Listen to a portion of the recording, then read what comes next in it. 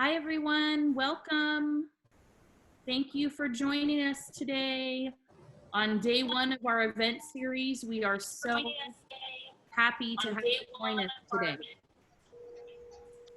Welcome, everyone. Because we have such a large group today, we have everyone on mute. As my dance teacher says when we take our Zoom classes, stay cute, stay on mute.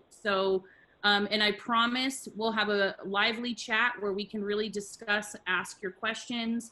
We have incredible people here to share their personal journeys. I have my wonderful founding physician, Dr. Fahima Sassan, broadcasting live from San Francisco, Kind Body. Hi.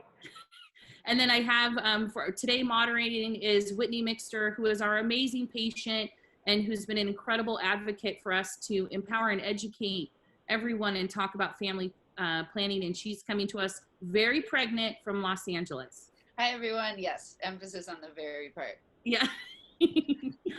Welcome. We're just going to wait a couple minutes. And then Dr. Sassan is normally in New York, but she's actually in our San Francisco clinic because we have an amazing introduction that we'll share tomorrow. We have a new physician and she's part of the welcoming committee.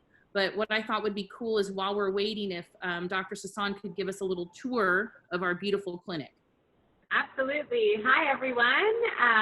Excited to be here in San Francisco. As Tracy said, I'm usually in our New York City, Manhattan office, but I'm delighted to be here with our SF team. So one of the things I'm really proud of at Kind Body is really providing an aesthetic that I think makes it not feel like your scary doctor's office. So here's our beautiful clinic here.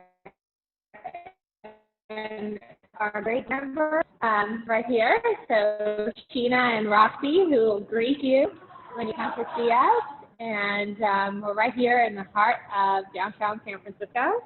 And then just kind of show you an example of doctor's offices not needing to be sterile, white, and scary. So here's one of our lovely exam rooms that I think one of our patients said she wished we were her interior decorator. So I think it's a nice little buzz for it and nice uplifting messages. Like this is one of my favorites. Underestimate me, that'll be fun. It's a nice message for all women out there. But yeah, so excited to be here. And if you guys are in San Francisco, come and see us, whether it's for your Well Woman exam or for fertility assessment, which we'll be talking a lot more about during this talk. So I'm multitasking, admitting people while we're having our conversation. Again, welcome everybody. And just so you know, we have a chat. We'd love to know where everyone's from. If you want to drop in the chat where you're from. And then as Fahima goes through the discussion, feel free to drop your questions in there and we will answer them as we go along. But additionally, we'll try to answer them at the end. We have a lot of great patients that are going to talk about their perspective and what they went through. And so we'll have a whole Q&A at the end so you can ask about their experience. Both Whitney and then Rebecca, who is right there, is my wonderful colleague in New York. She's going to share with you as she's just starting her journey. We've got our wonderful publicist, Stephanie, with us. She's going to talk about her experience. But we're, again, so excited to have you here. And this is a 2-day series. Today is day one. We're really going to focus on fertility preservation. And then tomorrow we're going to talk about the what next, the path to parenthood and what that means if you're single, if you're in a couple, if you're in a same-sex couple, however that is, because in earnest, we really believe that everyone deserves the opportunity to have the family of their dreams. So again, welcome everybody. We're looking forward to having a very intimate conversation and a real conversation about fertility preservation today. And I'm very thankful to have Dr. Sassan and Whitney and Rebecca and Stephanie with us. And I'm going to let Stephanie introduce herself and talk for a couple minutes about her story. And then we'll have Rebecca and then we'll kick off the whole conversation. Stephanie, are you here? Yes. Thank you, Tracy. Hi, everyone, all the way out in the UK, I see from this chat. Hi, guys. I am Stephanie Yang, and I'm here to share with you guys what I went through when I finally decided to freeze my eggs as a single woman.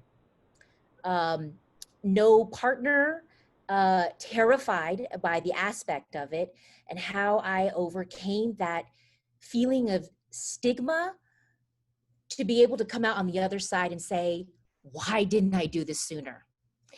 I have devoted so much of my life to my career, which I love. I live here in San Francisco and I work in tech.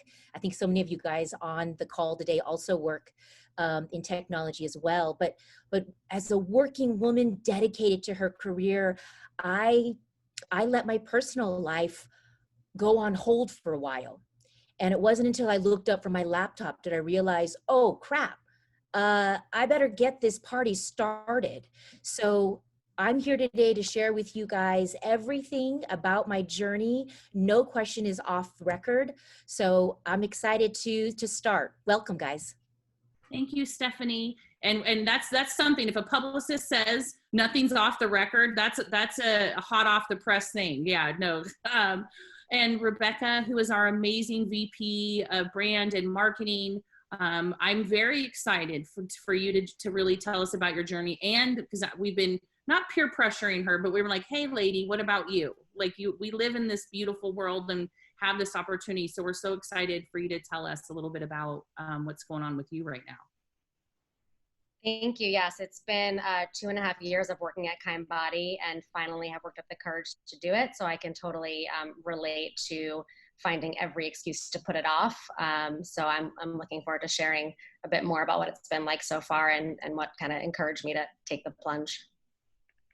Thank you so much, Rebecca. And Whitney, my moderator, my partner in crime, can you tell us a little bit about you and your journey?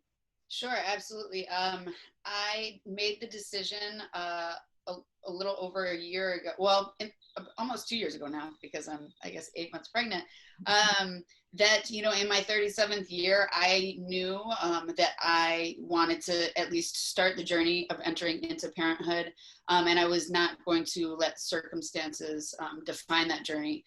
So I ended up moving forward with it, and I got fertility tested. I met with Kind Body, and I started the process, and I successfully conceived in January. So my little bundle of joy is due in the beginning of October.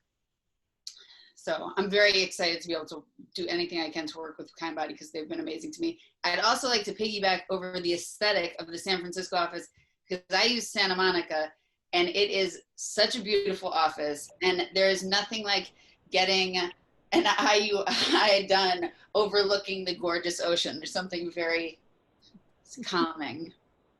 Awesome. Dr. Sasan, will you kick us off on this amazing conversation? Thank you so much. Absolutely. I wanted to start off by just saying how excited I am to have Stephanie and Rebecca and Whitney as part of this conversation. I think one of the things that I'm personally so passionate about as the founding physician of Kind Body is that we always say, you know, we built a company so that we as women could provide care that we as women would want to receive ourselves. And the fact that, you know, Rebecca and Stephanie and Whitney, they're me at some point in my life. And, you know, I had my daughter when I was 39, and I've also dedicated my life to my career in education.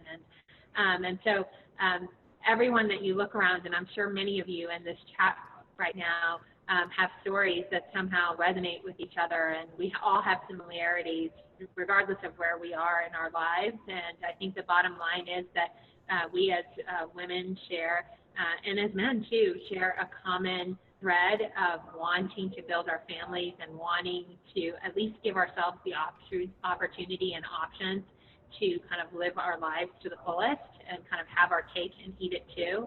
And so I hope that this next hour gives you some just fundamental knowledge about fertility. And we're here to answer your questions, and I want to make this just a nice dialogue.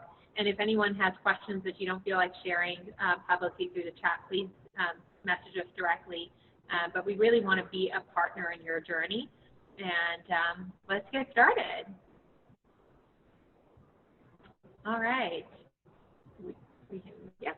So our mission at Kindbody, as I just mentioned, is to provide comprehensive women's health and fertility care for everyone. And so we do provide the entire spectrum of gynecologic care, as well as the entire array of fertility services, whether that's egg freezing for preservation, which is what we're going to be focusing on today, as well as intrauterine insemination, IVF. So whether you are trying to get pregnant now or want to be pregnant in 10 years from now, this talk is still relevant for you and gives us just an opportunity to really stop whispering behind closed doors about things that are so vitally important to us. And on this picture actually are some of our physicians and healthcare providers. So we really are look and feel just like all of you, and here to help really make your journey as satisfying and as individualized as possible.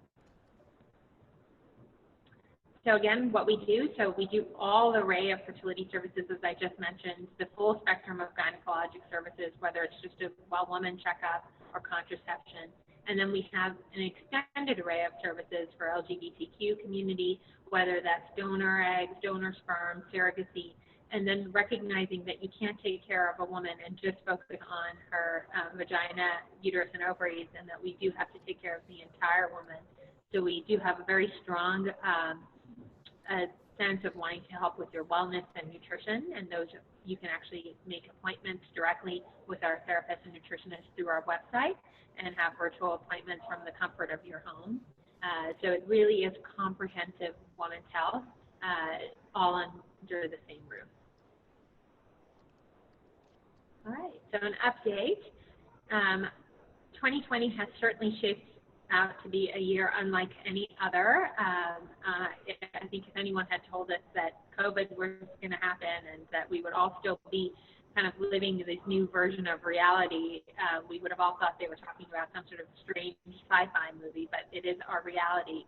And what I worry as a physician is that a lot of women are kind of putting off their health care, like, okay, I'm going to wait till after the pandemic to go get my pap smear. I'm going to put off this irritation or itch or discomfort or having a baby or the issues that you might be having until after COVID. And the reality is, if you've been watching the news, I don't think any of us really know when this is going to end, and I think it's going to be with us for a long time. So I want to use this moment to really stress how imperative it is for us to take care of our reproductive health and to address our fertility needs.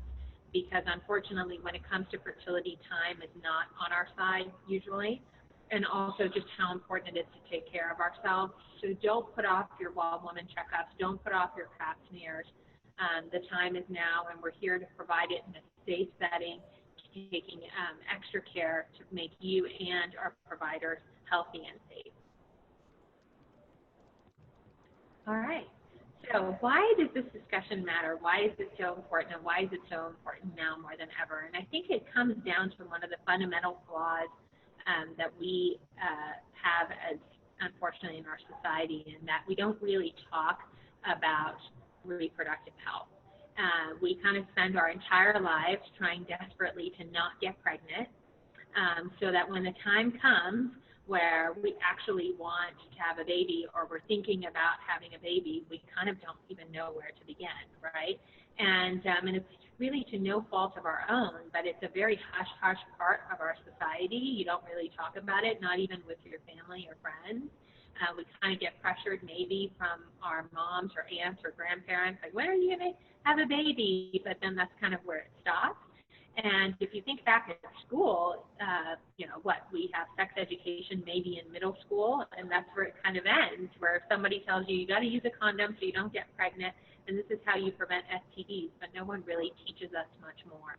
So our goal at Kindbody is to fix that, and so let's dive in deep.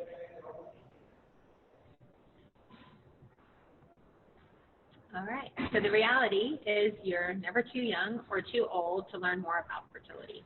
And I really want to focus everyone's attention over the next few minutes on the fundamental thing about fertility is to be proactive, right? And that's the part that I think our system kind of fails at, is that as women, if we go to our gynecologist typically and we're like, hey, I'd like to know about my fertility, or what do you think about my chances of having a baby? And typically the answer to that question is, oh, well, are you trying to get pregnant now?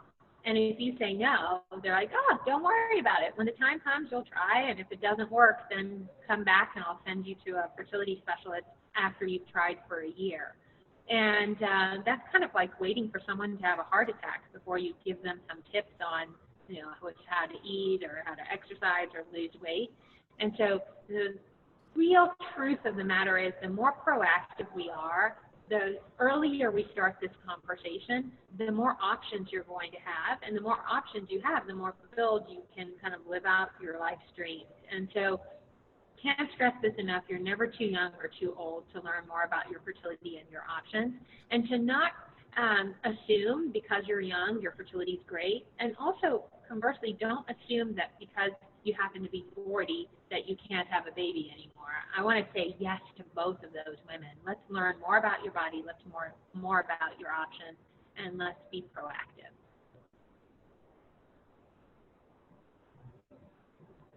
All right. So most important thing, and sorry to break it to you, but it's the truth, ladies, is when it comes to fertility, the most important thing is our age. Next slide.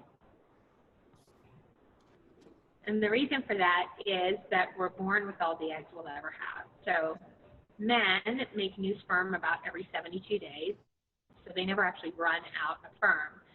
But for women, we're born with all the eggs we'll ever have. So at birth, we have about 2 million eggs. By the time we reach our first period, so imagine in your mind you were 9 to probably 13 or 14, we're already down to 300 to 400,000 eggs. And then from there, from the time of your first period, every month we lose up to 1,000 eggs. So with time, all of us are going to run out of eggs. And this isn't something where you can be like, oh, but I'm a young 40, or I look great, or my skin is great, or I take care of myself, or I do yoga, I'm vegan, et cetera, so I'm going to have more eggs than my counterpart. This is not something that we can control. And so the fundamental truth is that our age really matters when it comes to our fertility, because we're constantly losing eggs. And we lose these up to 1,000 eggs a month, even when we're on birth control. Even if we're somehow not getting a period, it's just out of our control. And so I think it's terribly unfair, part of Mother Nature, but it's the reality. And so it becomes fundamentally important to know, well, where am I in that spectrum? Do I still have a lot of eggs, or am I already at 0 or somewhere in between? And how does that relate to my dreams and aspirations? Am I ready to have kids now, or am I going to have kids in 10 years? And where will I be in 10 years in my egg count? Because once we lose eggs, there's no medical way that we can make more.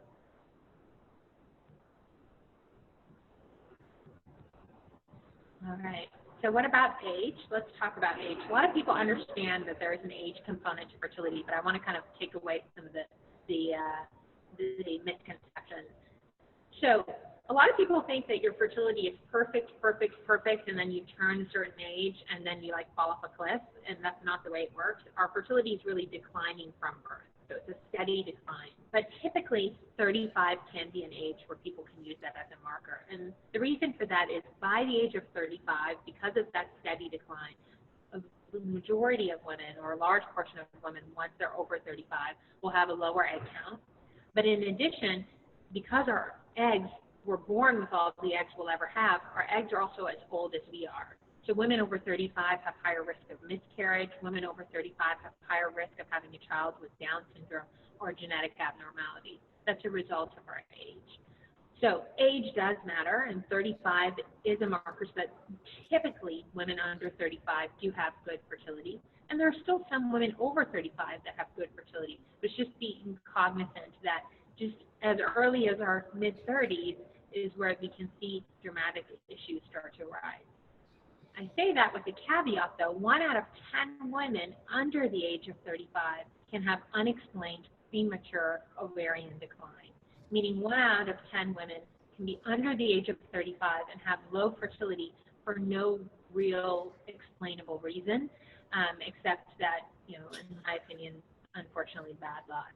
And so That's why I said in the previous slide, you're never too young or too old to learn more about your fertility, because you may be that unfortunate 30-year-old who has low fertility, and you may be that really lucky 41-year-old who still has good fertility. The key is, until we take away the layers of the onion and actually explore what is your fertility, you just never know.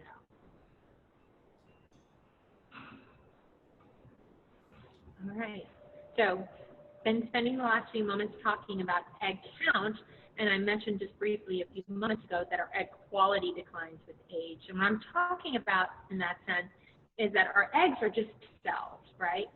So think about your hair, your skin, your body, and how it doesn't look the same as it did the day you were born, right? And as we age, we start seeing changes in everything, in all of the different aspects of our bodies.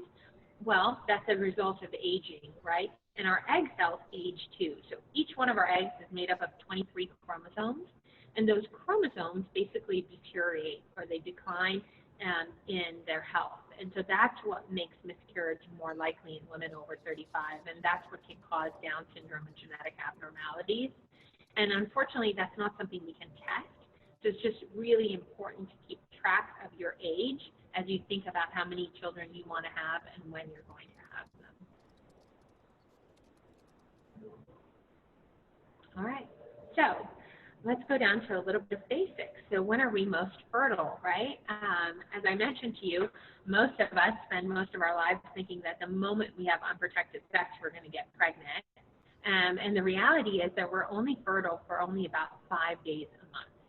So in this calendar, May of 2020, this person started their period on May 1st, which is the red circle. So that would be the first day of your period.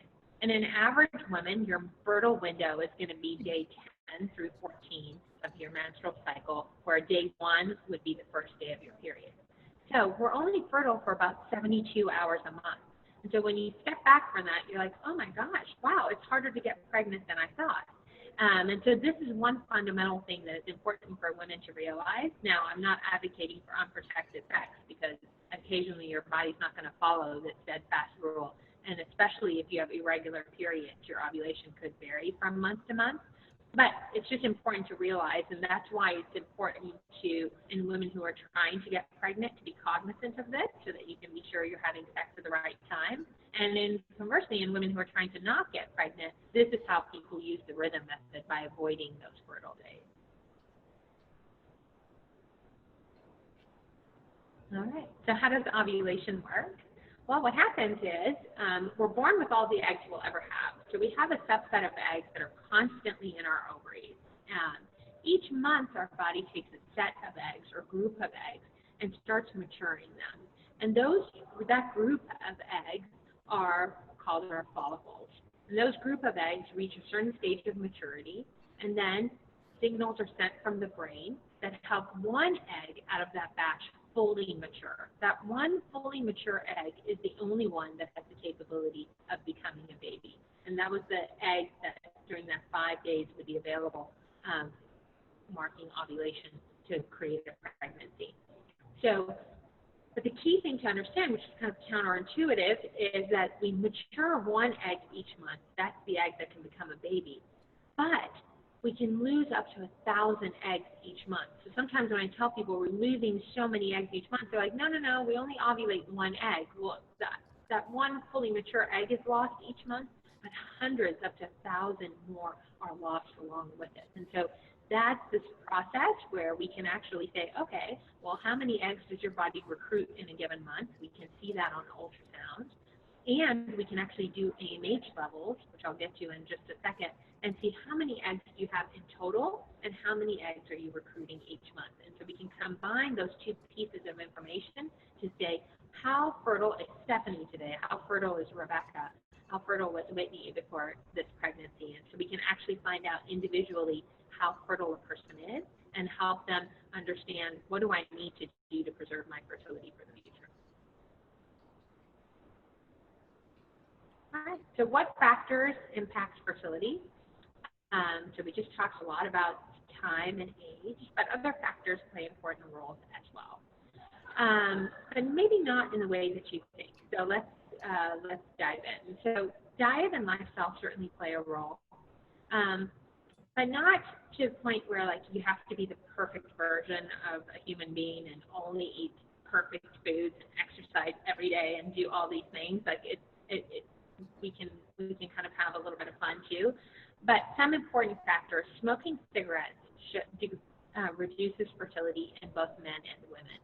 So there's 100 reasons not to smoke. I'm going to give you another reason not to, and that is that it actually impacts your fertility. So if you are a smoker or have been a smoker or even are a passive smoker, know that it directly harms your fertility as a woman, and it also harms fertility for men by reducing egg and sperm count. The other thing that's important is family history, and in particularly is how old was your mom or your grandma or your aunt when they stopped getting their periods, meaning how old were they when they naturally went into menopause. Women who have a family history of women going into menopause under the age of 45 are at higher risk for going into early menopause themselves.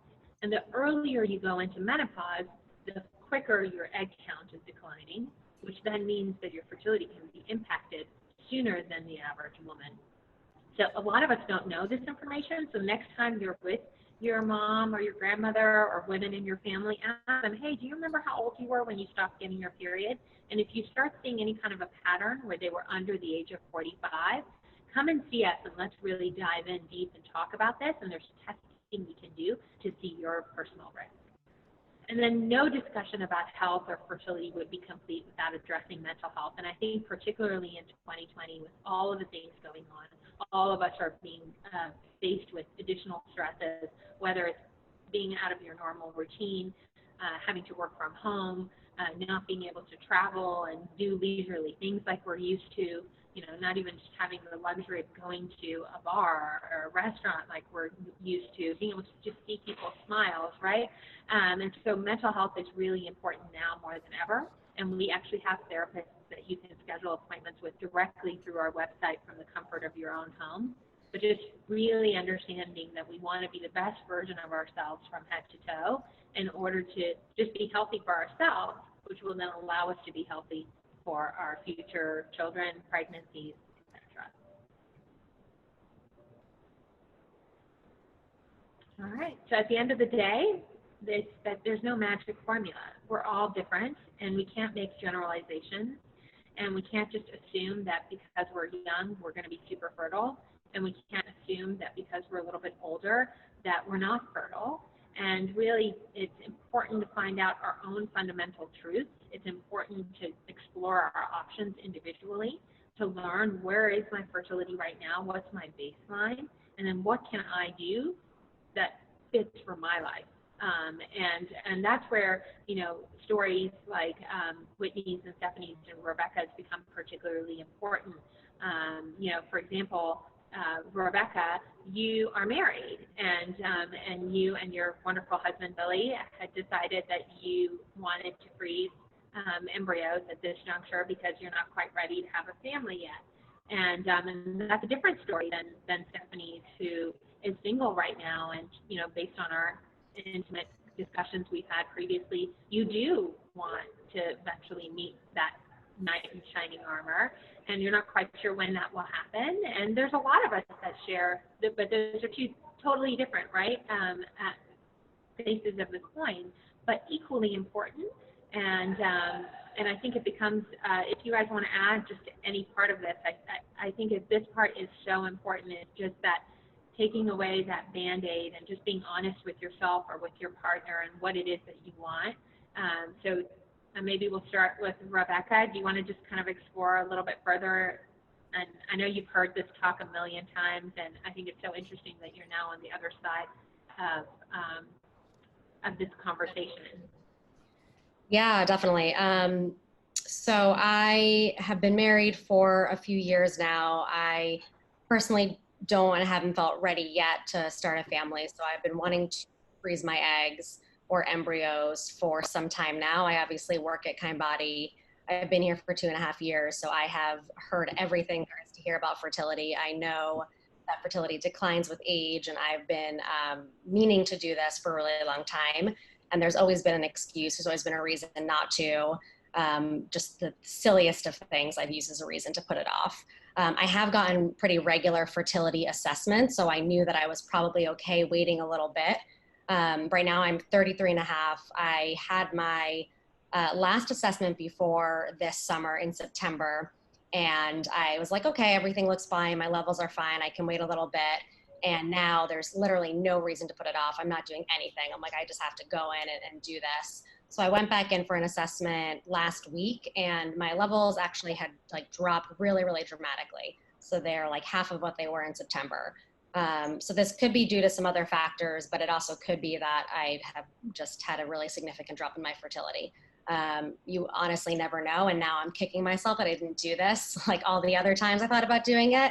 But you can't like look back and regret not having done something, right? There's no better time than now.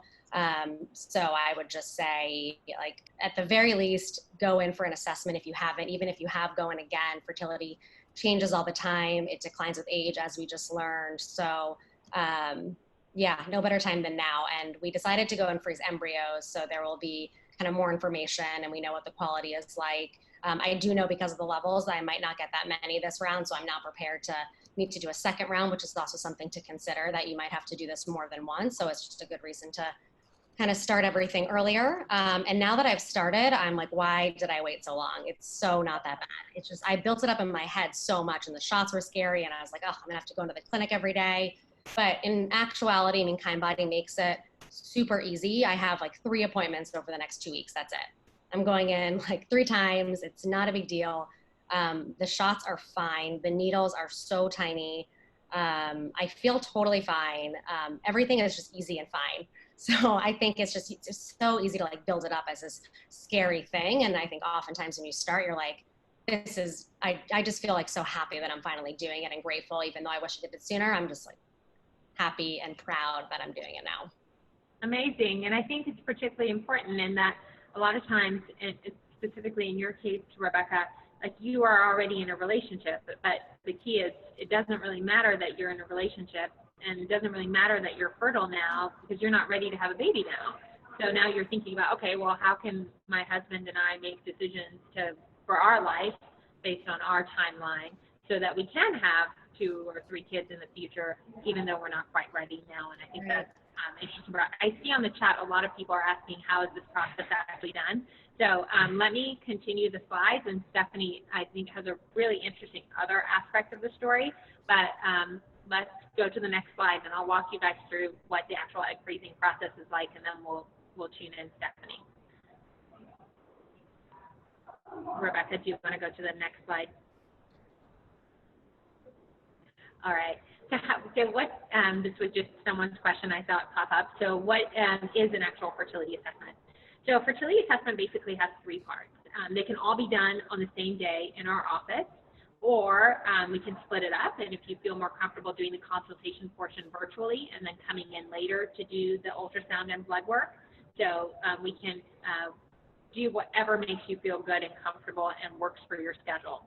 But first part of any assessment is going to be a consultation. So going over your medical history, going over your medications that you take, talking about your menstrual cycle, talking about your plans, your ambitions.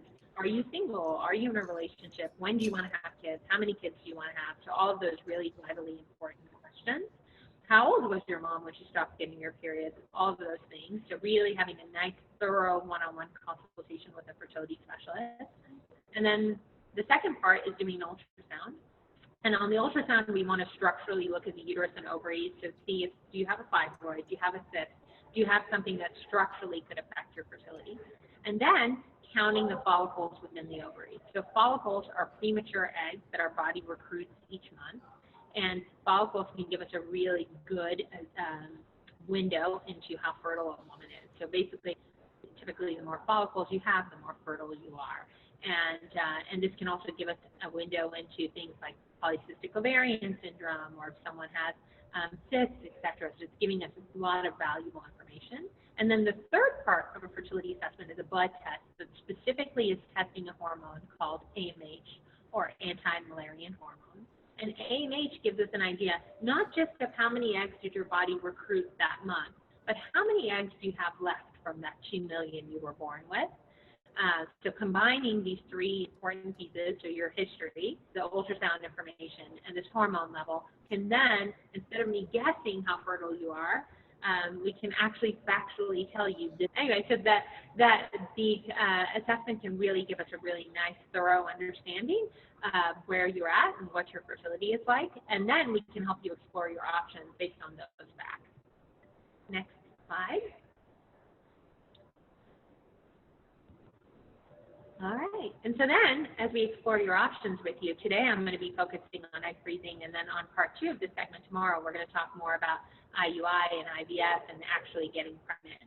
But egg freezing is an opportunity to say, okay, I'm not quite ready to have a baby now, but I would like the option of having a child in the future, and what can I do to preserve my egg quality and my egg count so that I can use it later when I'm quite ready. And egg freezing and embryo freezing have the exact same process. The only difference is that when we freeze embryos, we're actually fertilizing the eggs with sperm and creating an actual embryo, which we can genetically test, whereas someone who's just freezing eggs is deciding, I'm not quite ready to fertilize these eggs with sperm, maybe because I don't have a partner right now, or I'm not ready to commit to this partner, and so they're just freezing the eggs to be fertilized in the future. Either way, the key is you're saying, I want to save the count and quality of my eggs right now, regardless of how old you are, for future use. All right, so what is egg freezing? Egg freezing, in essence, is like pressing pause. It's like saying, okay, I understand that I'm going to lose 1,000 eggs every month, right? So I want to save some of these eggs before they're lost so that I can use them for myself in the future. It's literally like saying I'm going to be proactive, I'm going to be opportunistic, and I'm going to take advantage of some of these eggs that are going to be lost anyway. So key things to understand with egg freezing is you're not stealing from your fertility. It's not going to make it harder for you to conceive naturally once you're ready. All you're doing is saying, I know these precious eggs are going to be lost this month anyway. Why don't I save some for my own future use? So in Rebecca's example, where she's freezing eggs or embryos, let's say 6 months, she and her husband have a change of heart and decide we're ready to have kids now. She would still just get pregnant, conceive naturally through sex, you know, at home for free, and then she would have these embryos saved for baby number 2 or 3 down the line. Next slide. All right, so what should you consider if you're thinking about egg freezing? These are 4 really fundamental questions that I think everyone should ask themselves. And if you happen to have a partner, I encourage you to answer the questions yourself before you answer them with your partner. And the first is, how old are you? And be honest. So how old are you today? The second is, how many kids are in your ideal family? And maybe it's 0, and maybe it's 3, or whatever it is, but how many kids are in your ideal dream family? And it's okay for it to be a bigger number, or again, 0. The third question is, realistically, how old will you be when you have your first child? And then maybe just as important, if you want more than 1 child, realistically, how old will you be when you have your last child? And I think it's the last child that women and we in society often forget about. So we're like, just focus on, when am I going to be ready to have that first kid? But if you have an aspiration to have 2 kids or 3 kids, it's important to realize that it's not like you give birth today and the next day you're pregnant, right? It's all a process. It takes time. Pregnancy itself is 10 months, 40 weeks. And so even in women who are getting pregnant back to back, you're going to be 2 years older by the time you're ready to have your next child. And so these 4 fundamental questions, and if you're going to have any one of your children after the age of 35, whether it's your first child or your last child, then you should strongly consider egg freezing as an opportunity to give yourself more options. All right. So how does egg freezing work? Let's go back to ovulation, right? I have my little tissue box that I forgot to bring today. So the best way to think about egg freezing is that each month our body recruits a group of eggs, right? And this group of eggs have reached a certain stage of maturity. But only 1 egg fully matures each month, right? And that full maturation of the egg is caused by hormones that are released from the brain. So what we do with egg freezing is we say, all right, well, we know we have a group of eggs, and we know that only one egg fully matures each month. Well, why don't we give the same hormone in the form of those injections that Rebecca was just talking about, and we can help the entire group of eggs mature as opposed to just one egg maturing. So all egg freezing is giving your body the same hormones that your body feeds every month already, just at a higher level, with the goal of not just making one egg fully mature, but hopefully helping an entire batch of eggs fully mature. Motorcycles and then park in the gas station. Yeah, the gas station is better. It's a huge thing.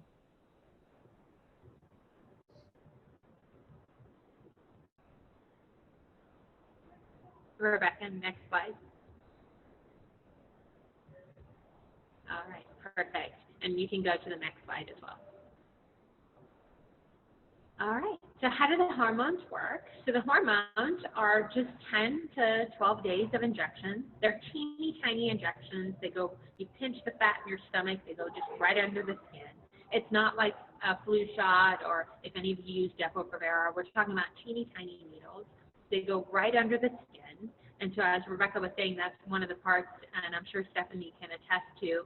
And Whitney, I don't know if you used any injections in your process, but the injections, I think the part that most women are the most scared about, because obviously who wants to give themselves shots? But it's the part that once you actually see the injections and you, I think, get past that first one, can actually become quite empowering. Like, whoa, look at me, I'm a rock star, I can do this. And really well tolerated. So Rebecca was saying she's in her cycle right now that she feels fine. And that really is the truth of it, not just because Rebecca happens to work here, but it's the reality of it is that it's really well tolerated. And the reason for that is this isn't some crazy hormone your body's never seen before. These are hormones our body's exposed to on a regular basis, and you're only administering them for about 10 days. And then the retrieval occurs in the final days of the process. If you go to the next slide, I'll show you kind of a graphic of the timeline. All right, so in this sample calendar, you can see that the entire process from beginning to end only takes 14 days. So that yellow dot on the Wednesday is when this person would have started her period, and then she would start her injections on that first Friday, and the longest the process could take would be 14 days. It could actually end up being as little as 12 or 13 days. So you're giving yourself injections for about 10 days, and then 36 hours after your final injection is when the retrieval would occur. So that's a common misconception, that egg freezing takes months on end and is this big commitment to your time, but it's really only about a 14-day process. And we walk you through every step. You're only coming to our office, as Rebecca alluded to, about 3 or 4 times. You can still go about your normal activities, going to work or working from home these days, and continue doing light exercise, eating whatever you want to eat, you know, all of your normal daily activities. So it doesn't have to be like a 2-week pause on life. We can go to the next slide. And the actual retrieval is a 10 to 15 minute procedure. It's performed under a sedation or a light anesthesia, so you don't feel any pain. Someone would take you home that day because you were under a sedation, and then the next day after your retrieval, you can go back to your normal activity. So it's a really brief procedure, not considered for surgery. There's no stitches, no cuts. It's all done through an ultrasound guided, very small needle that's passed through the vagina. And again, don't worry about the needle because you're asleep anyway. It's really well tolerated. The only side effect after the retrieval is you're going to feel crampy like a period, and that cramping is relieved with some Tylenol. So it's not anything that requires narcotics or a significant time off of your feet or anything like that. Next slide. All right. And so how many eggs should you freeze? That's a really good question. And the bottom line is if you're a woman in your 20s and early 30s, we want 10 eggs for the improved chance of 1 baby. All right. And the reason for that is not every egg is going to become a genetically normal embryo. And so that's where that 10 to 1 ratio comes from. So how many eggs we're able to retrieve out of an egg freezing cycle will depend on your fertility. If your fertility is super, you may get 10, 20, even 30 eggs out of one round of egg freezing. If your fertility is low, you may only get 3 or 4 or 5 eggs out of one round of egg freezing. And so then we work with you. How many kids do you want to have? When do you think you're going to have them? How many eggs did we get out of your first round? And help you understand how many rounds you should do. The whole idea is we don't want to create a false sense of security. We want to make sure that we've really calculated that 10-to-1 ratio so that we have the appropriate number of eggs. Did we lose Rebecca? Okay, well, that's all right. I think this is actually a really good spot for me to bring in Stephanie. And Stephanie, can you tell us a little bit more about kind of your experience and how old were you when you freeze your eggs? How many eggs did you end up getting, kind of, and how did you feel while you were going through it? Sure. You know, guys, I think Dr. Cezanne really hit the nail on the head when she says, you've got to be honest with yourself. Because all of us are individuals. We all have different desires, wants. We're at different points of our lives. And for me, I consider myself a pretty practical person. And I started to realize that I was deferring my family building plans, waiting for Mr. Right. And I had gone through long-term serious relationships, but none of which ended in marriage. And I realized I was waiting for someone to then be able to make me happy and fulfill my dreams of being a parent. And I was like, that's wrong. So at 39 years old, I finally decided to go in for that consultation. I told myself, you know, it's just a consultation. It doesn't mean I'm going to do it. Maybe they find something in which I'm barren. Maybe, you know, but knowledge is information is powerful, and I would then be able to figure out what to do next. And full disclaimer, guys, at the time, I went to another clinic because I did this several years ago, and Kindbody's San Francisco clinic didn't exist. And so I went to a male doctor, and in my consult, I didn't realize it, but I got so emotional, and I started to like ugly cry in front of him, this complete stranger, telling him about my life's dreams. And I realized that I really needed to do this for myself. I got the AMH test, I did the ultrasound, and I figured out that I was, that at 39 years old, I actually was healthy and fertile enough. And so I was like, hey, damn it, I'm gonna do it. I'm gonna do it. So I did one cycle, and yes, that first shot where you administer yourself, you know, you kind of like, you're a little bit scared, but I guarantee you, you're gonna go through it. And after that first time, it's no big deal, no big deal. In fact, Dr. Cezanne's right. You feel really empowered just starting to shoot and realizing what you're doing it for, what the end result is for. I got 10 eggs out of my first round, and the whole process is priceless to me. And if you are at all curious about this, if you are at all wondering if you should just go figure out whether you should do it or not, I implore you guys to go talk to a doctor, go schedule an assessment, and figure out from there where to go.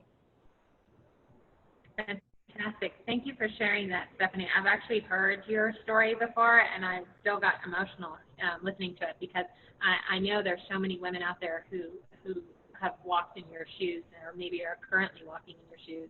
And so thank you for sharing that.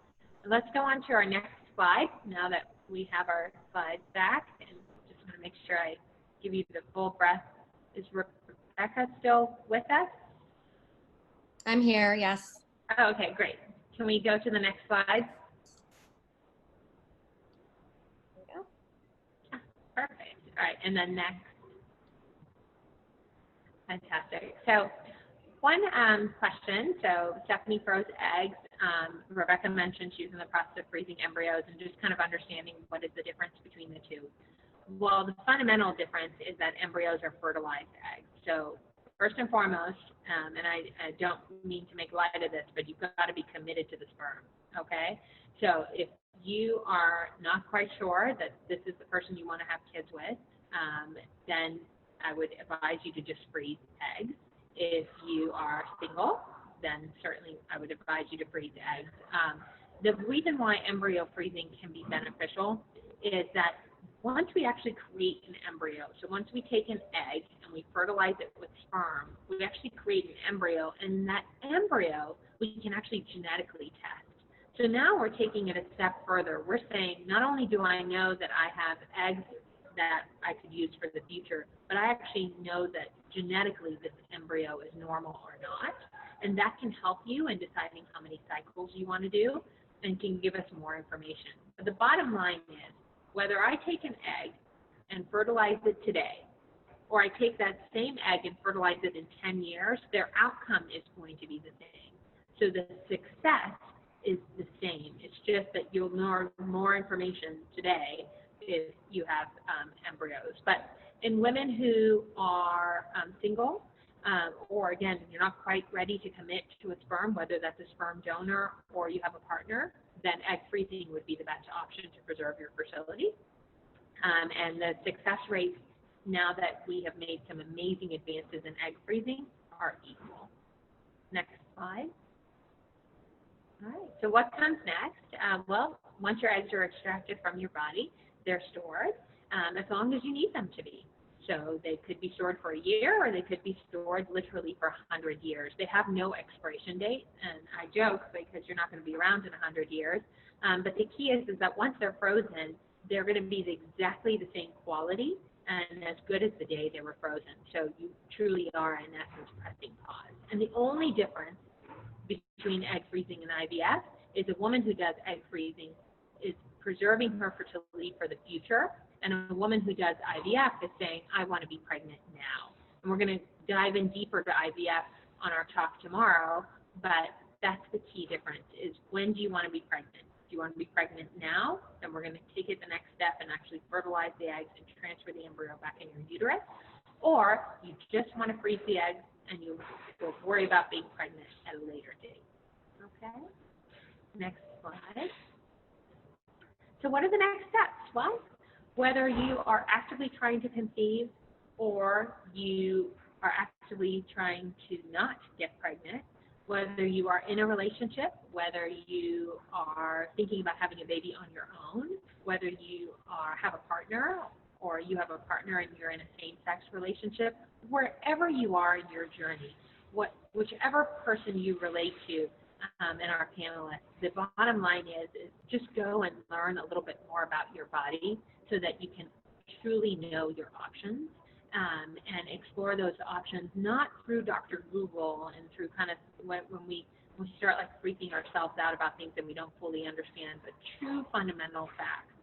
And so come and see us at Kindbody. And the key is that when you go to your regular GYN and have like a well woman checkup, the type of ultrasound that's needed cannot be done there. So that's what makes us unique at Kindbody, is that we're able to do your well woman checkup, able to do your GYN checkup, and then take it a step further and do that special sonogram, which is called an antral follicle count, and do your hormone testing to get all this information that you need.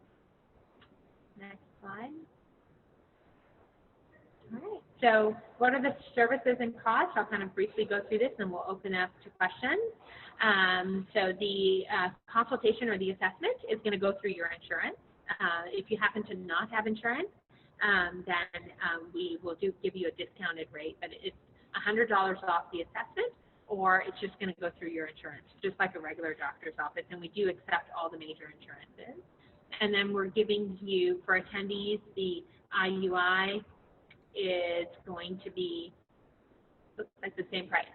We'll be giving you a discount off of IUIs as well as the egg freezing and IVF costs. And so the egg freezing and IVF costs will be $1,000 and $1,500 off, and there's also a discount for the IUI.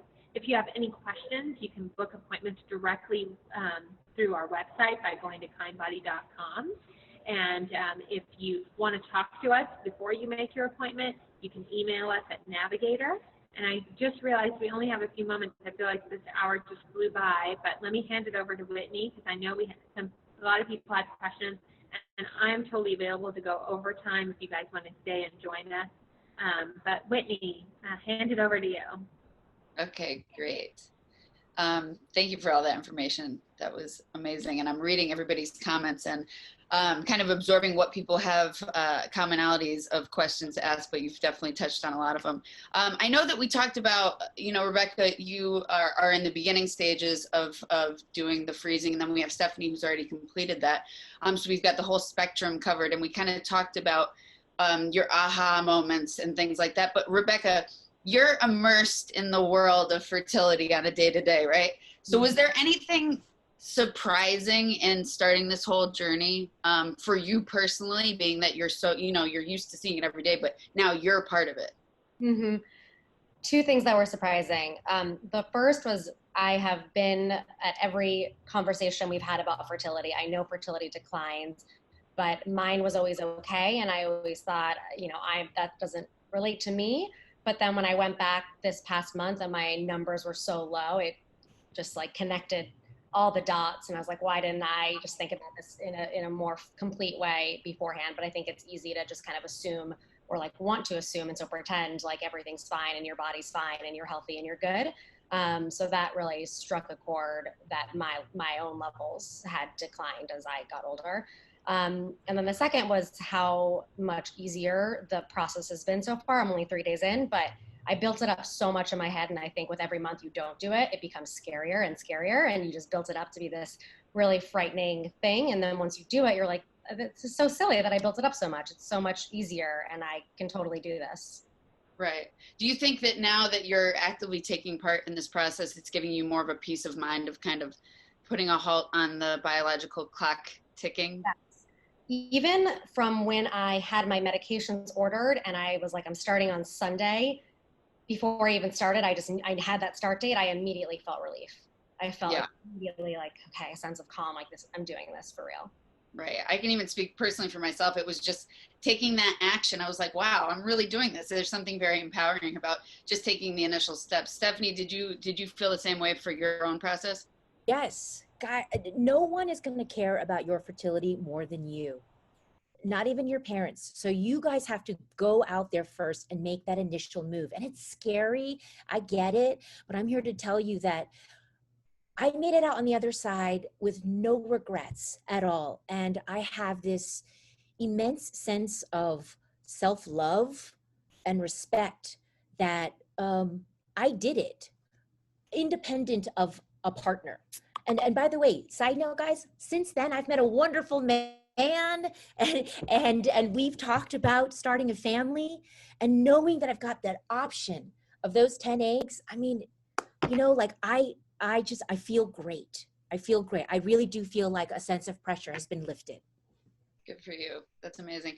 I will say one thing that I see in the chat, a lot of comments is cost, right? And you know, I think a lot of, especially now with the economy being a certain way and you're measuring kind of your timelines versus, you know, the uncertainty of times amongst things. What was the cost of egg freezing ever an issue with either or both of you? Yeah, Rebecca, we can start with either one. We could start with Stephanie. We can start Rebecca? with. Okay, I'll jump in. Yeah, Stephanie, let's start with you. Okay, yeah. Well, I work for myself, guys. So I don't work for a company, and so I didn't have employer benefits. So yes, very much cost was a huge challenge for me. But when I finally mentally got prepared and said, I'm going to do this for myself, I started to save like crazy. And really that's just like no shopping, you know, less lattes, that's fine. And I did get support from my mom and dad as well. And since then, I also have realized that there are other options out there to help finance people's fertility journeys if employers don't cover it fully. And I know that tomorrow's session covers on some of those topics, including taking out a loan, and being able to finance it. So for me, it was a mix of my own personal savings helped with mom and dad that did it for me. And it was, again, no regrets. I would wipe out my 401k to have made this happen. Right. Yeah, we're going to be talking about tomorrow, just for everybody who's tuned in, we're going to be going over things a little more extensively on the financial side of things. There's an organization that can help with that called Future Family, along with other options. So that's definitely something to touch upon. Rebecca, do you have anything that you want to add to that? Well, Kindbody, in addition to being a fertility clinic, we're a fertility benefits provider. So we work with employers to offer fertility benefits for employees. And Kindbody offers fertility benefits for Kindbody employees. So I was very, very fortunate that Kindbody is covering the cost of a cycle for employees. And that's something that we're really passionate about. And we want to work with other employers to do that. So if this is something that you can't afford and you want to tell us that your employer should cover it, then let us know, because we can help advocate for your employer to offer this. And that's something also that you can advocate for yourself. Like, you talk to the HR person, talk to the benefit person, and really start to shake the trees and say the benefits that you're looking for. And we're more than happy to help you in that conversation, provide information, because in earnest, our mission is really to make fertility and women's care and healthcare in general, and our wellness and our path to parenthood a very inclusive and accessible. And that accessibility is really to fight the good fight of helping with benefits, insurance, and anything that we can do. And also, I just want to add, I think that a lot of doctors' offices, and particularly fertility clinics, kind of sidestep the financial part of this. And I think that it is important. We get that it's a financial commitment, and we get that everybody's at different places in their lives. And I think 2020 has shown that even the most stable job can suddenly become unstable. And so we really want to be your partner as you go through this. So we're going to help you navigate. Does my insurance cover this? Does my insurance not cover this? Are there discount programs for the medication? Are there financing options? So we don't expect you to figure any of this out. So come and see us, and our team is going to help you navigate every step of the process, including the financial part. Yeah, and I can say, as a client myself, the transparency and of all of the cost breakdowns, and it was just very clear cut. I felt like other places I have been in the past, for other just medical procedures in general, there's a lot of add-ons and a lot of unexpected pop-ups. And with this, I really saw a clear breakdown, and it was very transparent the whole time, and they're very willing to work with you. Because honestly, in the most authentic way, they are on your side to make you succeed in this journey of yours, whatever it looks like. Which it's amazing, and I really appreciate that. I'm looking at another thing within the chats. A lot of people are concerned or asking about kind of side effects, for lack of better words. Rebecca, you're in it right now. What do you think? Have there been any hurdles that you've had to go through physically now that you've started this cycle? The first day I felt like my head was really foggy, and I was worried I would feel like that the rest of the time, but actually the next day I was fine. I think sometimes the hormones, like, your body acclimates to them and then it adjusts. So I felt totally fine the past 2 days. You can feel your ovaries, which is funny, but kind of cool.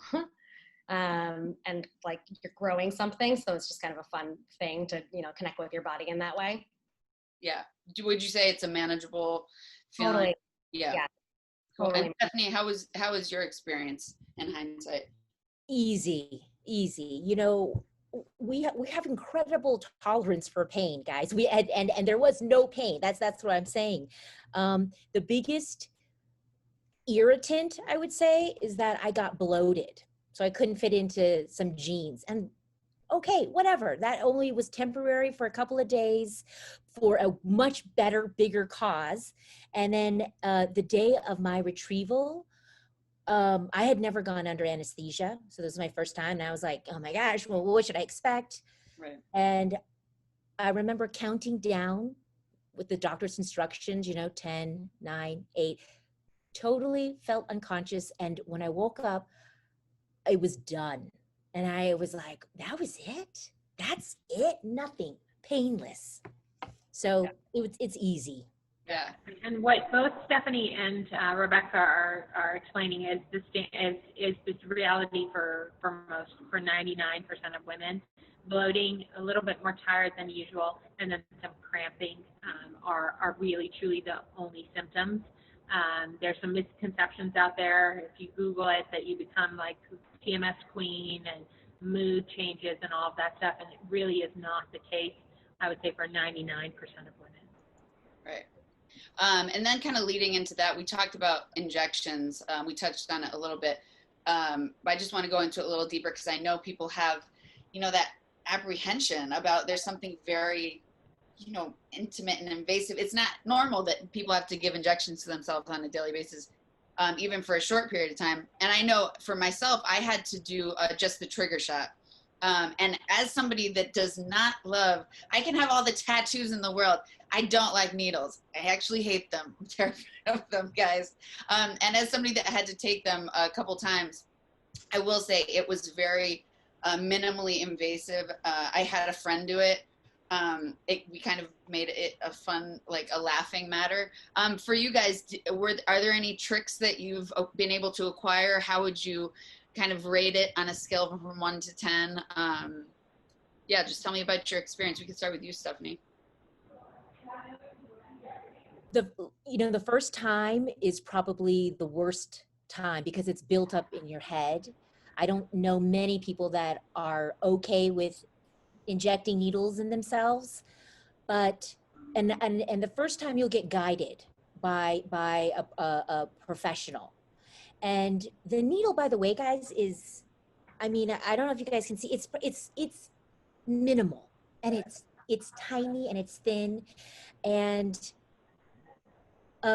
it was like, I think that the biggest hurdle mentally was my first shot, and then after I did it on my own, and I was like, oh, that's it? Okay, oh no, I got this. And by then I was looking forward to it, because there is a sense of empowerment when you go through it. And I know it sounds hokey, but trust me, you do get this like feeling of yes. Yeah, I totally felt that too. Some things that have helped me through it. So Kindbody has videos that are really awesome that walk you through how to do the injections. We have this patient portal. It's so funny because I've worked here, but I haven't experienced it as a patient. It's really awesome. So every day you get an email saying, here are your medication instructions for the day. You click on it, you see exactly what dosage you need to give yourself, and then you can click on the videos, and the videos are great. So that's been really easy. Just like figuring out how to do it has not been hard. And icing the area helps because you make it kind of numb, so that helps. And then I put on, I'm watching Love Island, the UK version, so I put that on and I just like focus on that while I do it, and totally fine. Something that distracts you, and yeah. Exactly. It's all about the distraction for sure. Yeah, I didn't find it bad at all. So I know that Dr. Sasan was saying that, and she was speaking on fertility, talking about the importance of diet and lifestyle and, quitting smoking, etc. Did either of you do any steps to kind of get your body in line and prepare for things? I know personally, people have asked me, do you think that you took any steps that increased your chances of conception? I don't know for a fact if any of the things that I did. I know that I really tried to focus on getting my body in line. And I personally did a water fast prior. That was just me kind of getting into extreme mode just to start from square one. And I felt for me that had a very positive impact just on my system in general. So I'm curious to know if you guys took any steps to reset your body, change your diet, do acupuncture, vitamins, anything like that. I think I'm fairly healthy. I watch what I eat. I do love my candy, and I try to work out 3-4 times a week. I have a generally good disposition, and I know one thing that I did right before I started was I started to actually meditate and just kind of get into that, into just a calmer mindset about what I was about to do. But other than that, I didn't do acupuncture. I didn't drink more celery juice than I normally do. And I really think it begins in here, and just, getting, accepting that you're about to do this exciting journey sorts to fall everything else into place. Mm-hmm. Now I feel like I should have done stuff, but no, I actually probably ate a little more because I wanted to get fat for the shots ready. But I also think that I was putting it off for so long that if I told myself I have to do this whole like nutrition, whatnot before, I would have just kept putting it off. So I think everyone's different, and you know your own body and what you're comfortable with, and you just have to, do what feels right for you. Exactly. I totally agree. It's really about listening to yourself. And Stephanie, like you said, it's about just kind of getting in that mindset of I'm starting this journey and I'm going on it. And there's something just magical and very empowering about the whole thing. I know that we're going a little over. I do have a question. I see something that keeps coming on, and this will be directed actually at you, Dr. Sasan. People are asking about PCOS, polycystic ovarian syndrome, if I'm not mistaken. How does that have any affectation on egg retrieval or anything like that if you're doing egg freezing? Absolutely. So PCOS, which is polycystic ovarian syndrome, is first of all, it's kind of a misnamed syndrome in that you don't necessarily have a lot of cysts. But what it does is it can impact fertility. The fundamental thing about PCOS is that it's a spectrum of disease. So there are some women who could have very mild PCOS and really not have any symptoms, and they get pregnant very easily. And there are people who can have very severe PCOS where they have a lack of ovulation, meaning their body doesn't mature that one egg. And by having a lack of ovulation, they're also having a lack of menstrual periods. And as a result, it takes them much longer to get pregnant, or they're not able to conceive naturally and need assistance in getting pregnant. So the first rule with PCOS is understanding, where do I fit on this spectrum? Am I one of the mild ones, or am I more severe?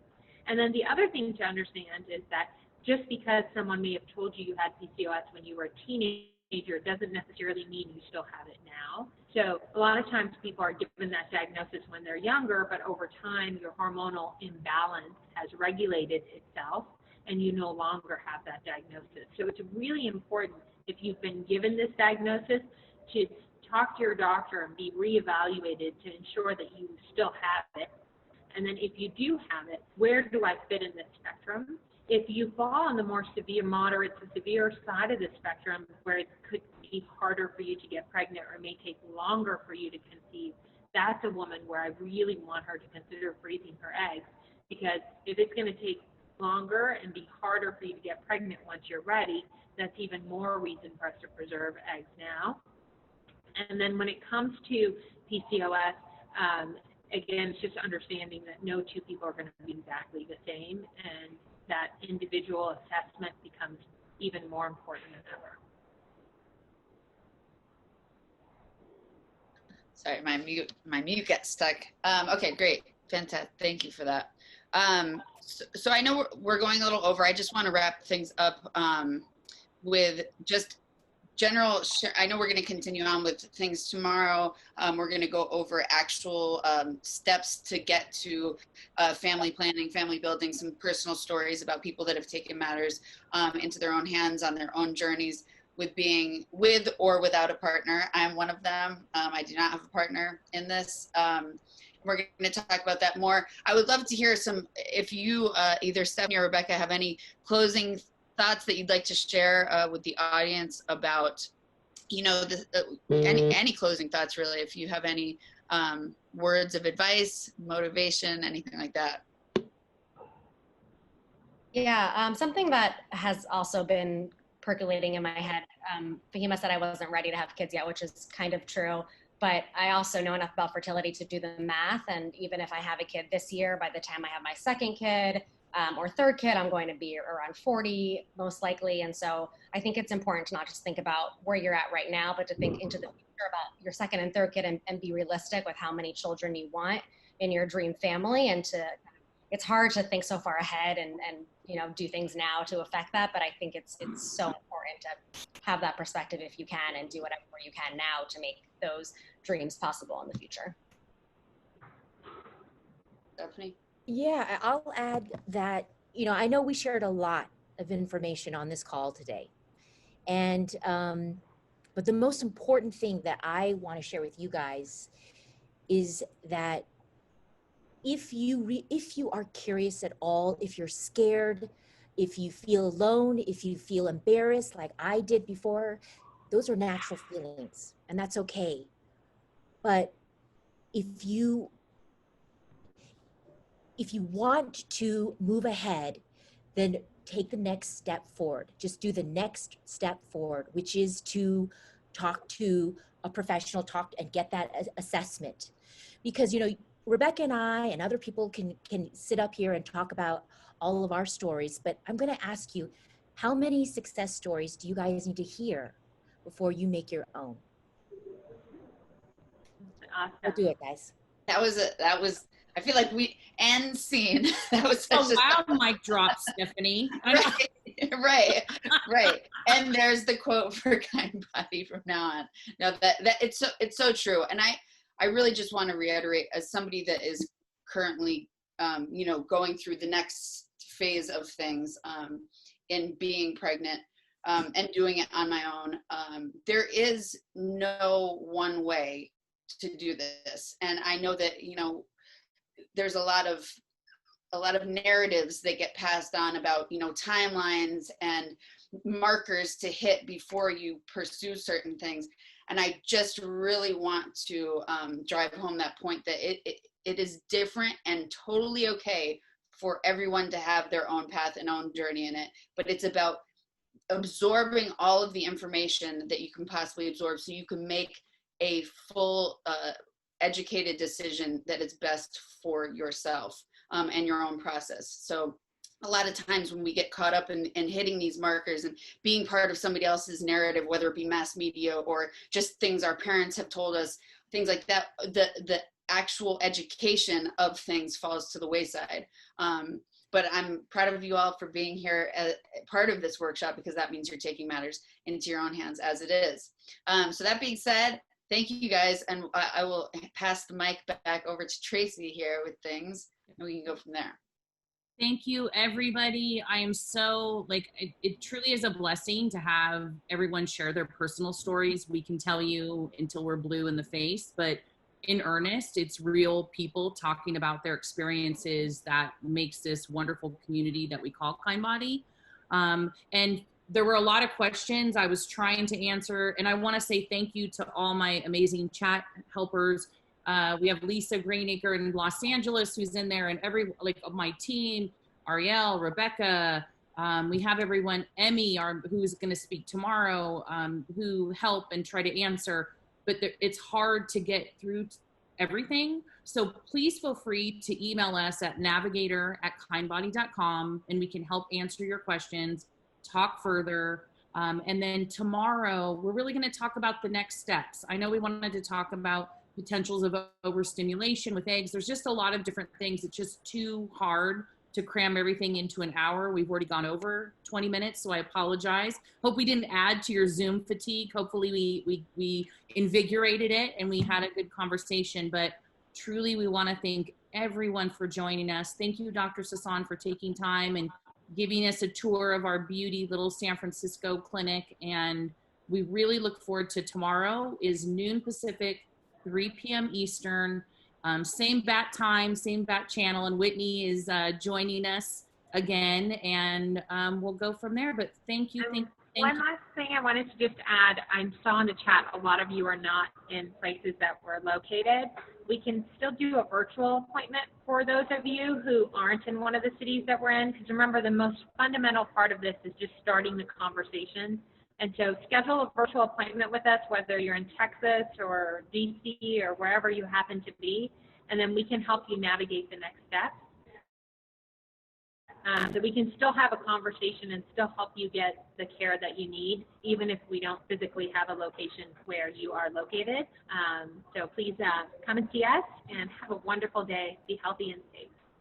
Thank you, everyone. We'll hopefully see you tomorrow, everyone. Please join us tomorrow. And again, we will have, everything will be uploaded to our YouTube channel. So if you missed part of it, you're more than welcome. We'll have it on YouTube. And then the same with tomorrow. If you can't join us tomorrow, just take a look in the next few days and we'll have that uploaded as well. So have a great day, everybody. Thank you. Bye. Bye.